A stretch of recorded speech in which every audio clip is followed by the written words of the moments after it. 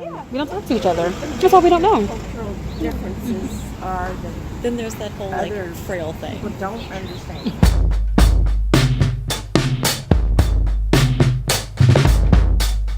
My name is Jacques Francois, and I'm originally from Miami, Florida, born and raised.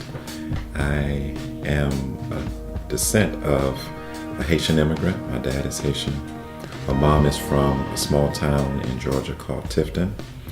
And I love reading, I love sports, I love learning, and currently I serve as a pastor. My name is Courtney Stokes. I am a 40-year-old black man in Louisville, Kentucky. I am from Danville, Virginia. I am a middle school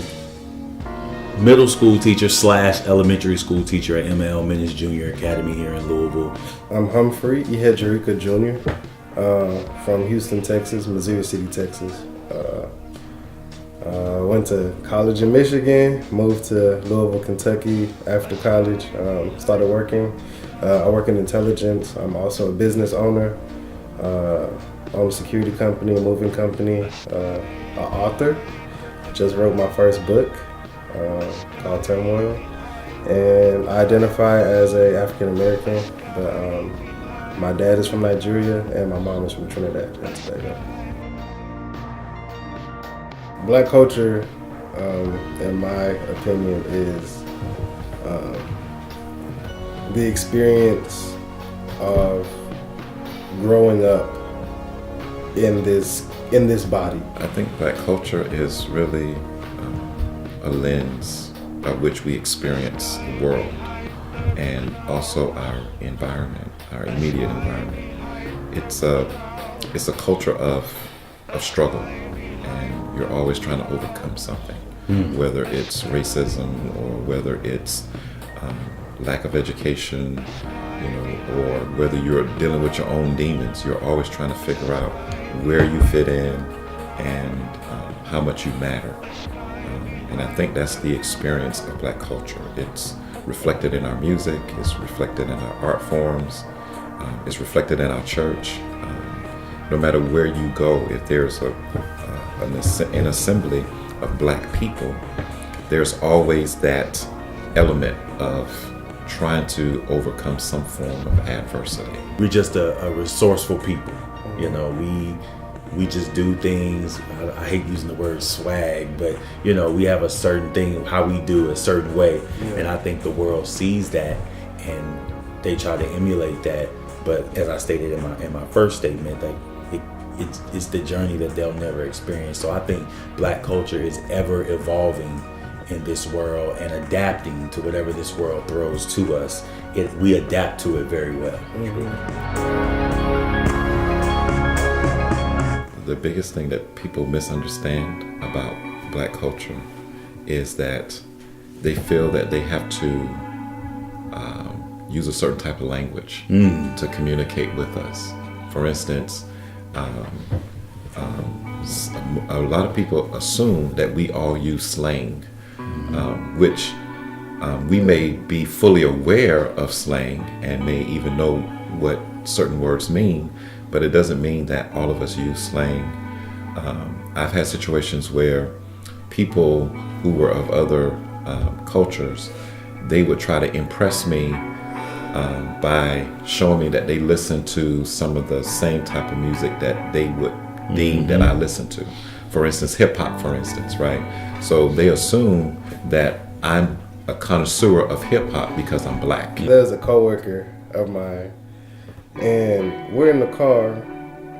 I'm trying to take a nap. We're driving to a meeting. I'm trying to take a nap because it's daytime. Right. It's not my hours. And he plays C Murder. And I was just like, I wake up like, oh, C Murder? Right. That's where we're going. Right. Right. And I'm really like laughing on my inner, like just cackling, just keep it in, huh? Keep it in. It's like there's so much more than just hip hop music. Yeah, right. There's so much more than my attire. Right. There's so much more than like the new fad. I'm like, bro, we probably love the same shows. We probably read the same books. When a person on the news get interviewed and they have like maybe a woman has a bonnet on her head, or their English is broken. Yeah. They assume that's every black person in the world. Like there's not a chance in the world that it's a black person who's educated, who's articulate, who knows how to use their grammar, their words properly. Mm-hmm. Everybody has to have gold fronts or a bonnet on their head, one silver tooth, sagging our pants. No, we go to work every day. We're professionals. We all experience joy and pain. So I think that's the biggest misconception is some people live in this world where they think that all black people all around the world are just hood, ghetto, unemployed, unprofessional, speak with broken English. That's not us. Mm-hmm. So that's the biggest misconception to me, is that they put this image out, and it's like, if you're watching a certain type of news outlet that puts those negative images out, then you'll never experience this side of blackness, black culture. Yeah, so I've had experiences where I might be on one side of town and it's predominantly, white, for instance, and the people in that community would go out of their way to point me to the other side of town where there's more black people. Right. It can easily look like racism, for instance, but you don't know if that person just don't know how to talk to me. So they would prefer to send me someplace where I would feel that I would be, more comfortable. Definitely. I have felt it's like sometimes it's the dynamic where it's like, oh, well, he made it.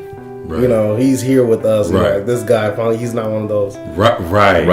Yeah, and I'm just... I've got that. Right. I could turn it on and turn it off. Right. We go to school, we get a job, we do what we're supposed to do. Like, it should not be a surprise when you have a setting like this. Truly.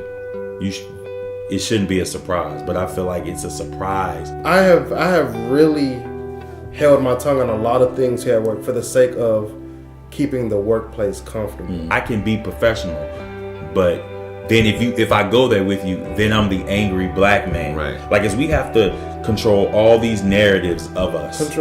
All these narratives that we can't be angry. And I don't want in conversation my passion, how passionate I, deliver this message to you, to be misconstrued for anger or animosity. I think Dr. W.E.B. Du Bois, in his book, The Souls of Black Folk, he really articulates this chasm that we're always living with. He talks about how, in a black person in America, we always have to make that decision between being black and being American. Right. And a lot of times it's hard to put the two together. You hit on this because you talked about how we have to always control these different narratives. Right. If we're angry, then we're just a typical angry black man. Right. But then if we're calm and collective, then we're not like the typical black person. Right. You're not black at the end of the day. Right. You're actually one of us now. That type of thing. And so it's hard being black and American at the same time. And when you look at some of the other cultures, especially the dominant culture of the white community, they never have to choose between being American and being white. And what it is code switching. Right. Well, simply put, if I'm with my boys, I'm not gonna talk. Our language is very different. It starts with language. It starts with body language. Everything is different. Right. If I'm talking to, you know what I'm saying? I'm like this. I'm like, you know what I'm saying? I'm like, dog, like, this nigga was tripping. Yeah. You know what I'm saying? Like, blah, blah, blah, whatever. It's like that. And everything is tonal. Right. And that comes from African roots, like language. Like, our language is tonal. Was the party live? It was lit. Yeah. Yeah. You know what it was from right there. Right. You know? Talking about, does the job pay good? Yeah. That means, you might have to budget. Right. You know. I got a job at this Catholic school, Highland Latin school. I guess it was Catholic. And so I had to basically talk a certain way to make them feel comfortable. Absolutely. Like to basically for them to let their guard down. Here I am, this black man with this beard, and I'm gonna be teaching these white kids whose parents probably voted for Trump. True. Who probably will say stuff or have said stuff about black people, but now they have a black man in front of them who may or may not look intimidating. So you gotta navigate the waters, especially with kids. If you're a black female or black male in a setting, especially in education, you gotta pick and choose your battles.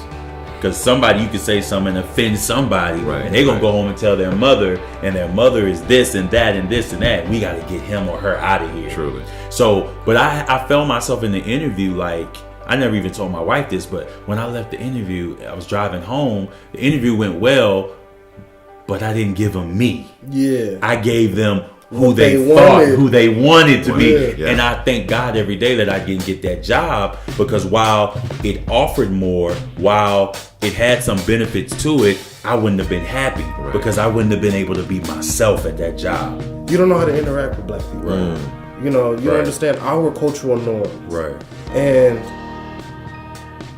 I don't know, it happens a lot, but white people have never had to code switch. I hate code switching. Right. And I understand, like, the way I talk to my peers is not the way I'm gonna talk to my grandmother.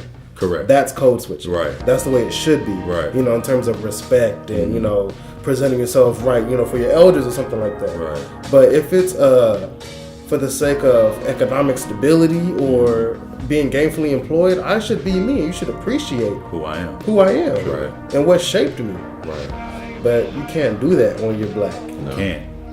You know, code switching, like, that's 100% correct. Like, I couldn't go into that school and talk how I talk at home or with my friends. I would have to code switch every day. And after a while, you get sick of that because that's not who you are. Right. I need to be at my job the same way I'm at church, I'm at home, when I'm talking with my wife or my family.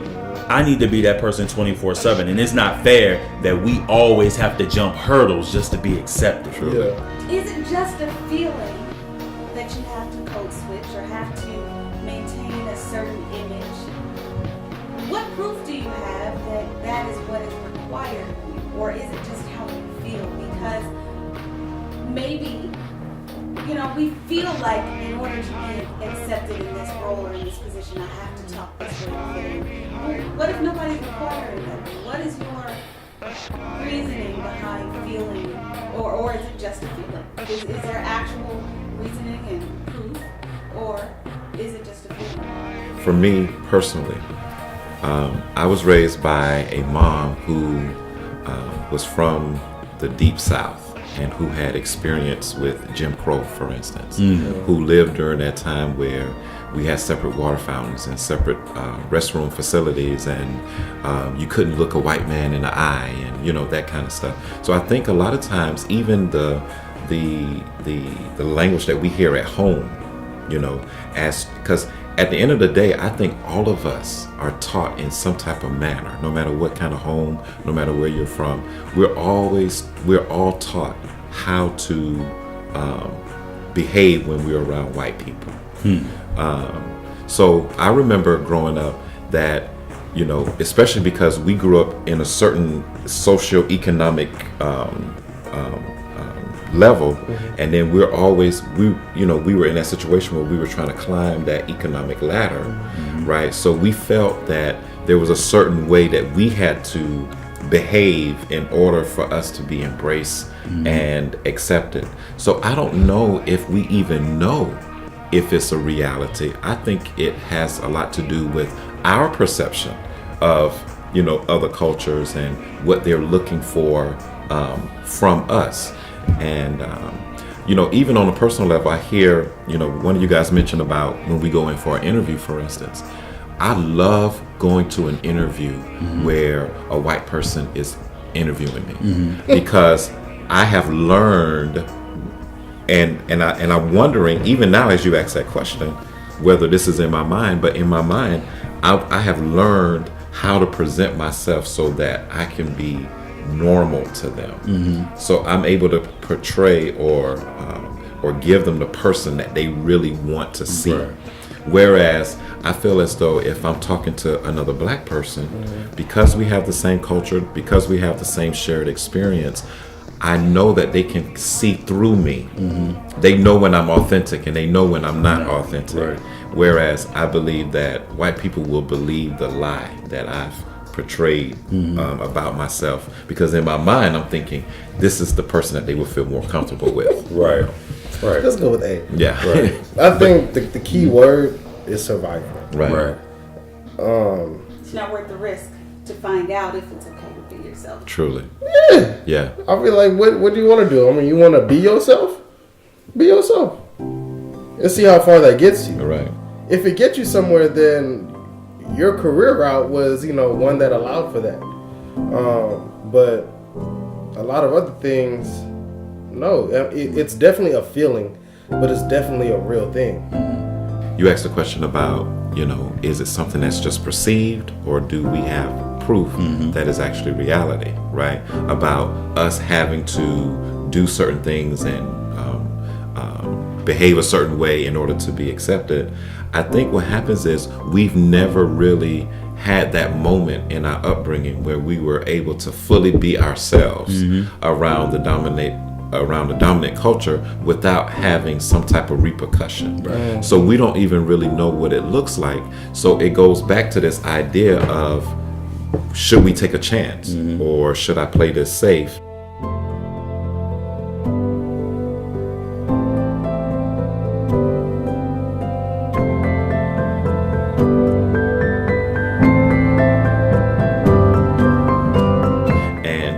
The example of Teray. She came in there, she was just herself, and that's who she was unconsciously.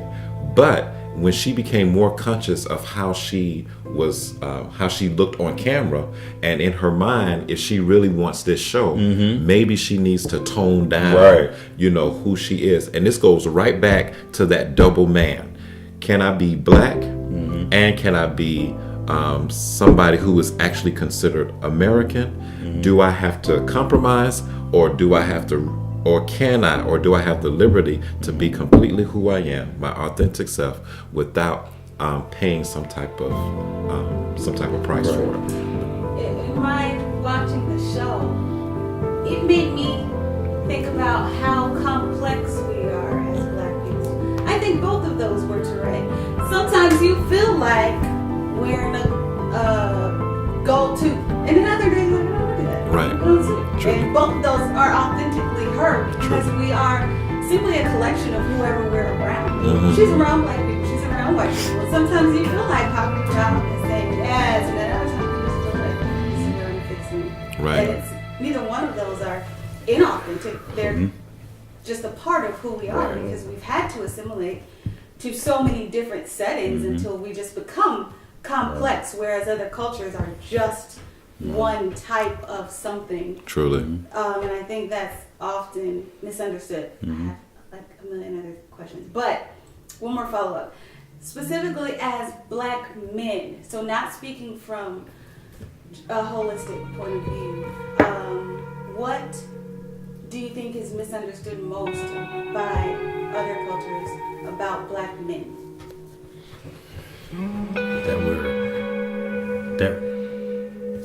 We're not lazy. Like, we work. Right. We work, and I don't have any children, but I know a lot of men who have children, and they take care of their kids. This narrative that black men don't take care of their kids is just not true. Like, black men are taking care of their kids. They're working hard. All of us are not thugs. We don't sag our pants. Right. We don't drink 40s. All that sit around, smoke weed all day, talking about how many chicks or women or this or that we've been with or whatever. Like, that's the biggest misconception, that we're all thugs and savages. Like, we have some black thugs. Let's go ahead and throw that out there. We have black thugs, but you got white thugs too. Truly. Yeah. Thug can be anybody, but when you say thug, that's code for N-word, which ultimately is talking about us. Truly. And I think it's, I know for me, I'm always trying to let people know that I'm not a threat. Right. You know, when I go to a gas station and somebody who's white may be pumping their gas, they may put the lever on so that they can sit in their car instead. Right. When before I pulled up, they seemed completely comfortable Right. pumping their gas as they were standing outside. Or you don't have to lock your doors, you know, when I pass by your car. And, you know, so every black man is not a threat. You know, I just kind of like the envy, or, you know, the if I were in your shoe type thing, or, you know, Right. the things I'll do in my town. I'm more than just, you know, I'm more than just a black man. Right. Truly. You know? Right. We could tell you till you blue in the face who we are and what we love and what we do, you know, because we know who we are, but you don't know who we are. So you need to let us tell our story, and then you need to be accepting of our story. Hey, yeah, there it is. There it is. You need to be accepting of our story, of our journey. Then we can go with solutions. Oftentimes, we tell our story, we tell it till we're blue in the face, and we tell it again. And it's because you're saying but, instead of just, you know, just saying, okay, this was your experience. Right. All right, and this is firsthand. You know, there's firsthand sources. There's hearsay. Right. You need to understand that this is a firsthand, source. Correct.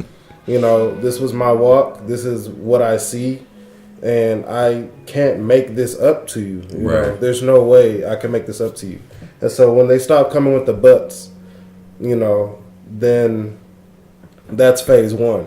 You know, Right. At that point, they also have to take the story and on the accountability side and hold people that look like them accountable. Correct. You know, because they're not going to hear from us. You know, they're not going to get the accountability from us. It's going to be like, no, Jim, cut it out. Yeah. You know, that's Right. it's not like that. Yeah. I heard him. He told me the truth. Yeah. But I mean, it takes that. I think as black people, we're at a point in history where we have an opportunity to reinvent what it means to be black. You know, it's not just about a culture of struggle and overcoming. I think we actually have an opportunity to reinvent ourselves and actually change the narrative that other people are having about us. So I think as a black community, we have to get to the point where we say, you know what, no matter what your stereotype of me is or us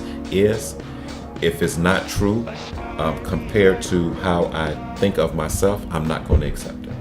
And I think that's what we have to do to change the narrative. The sky behind the clouds.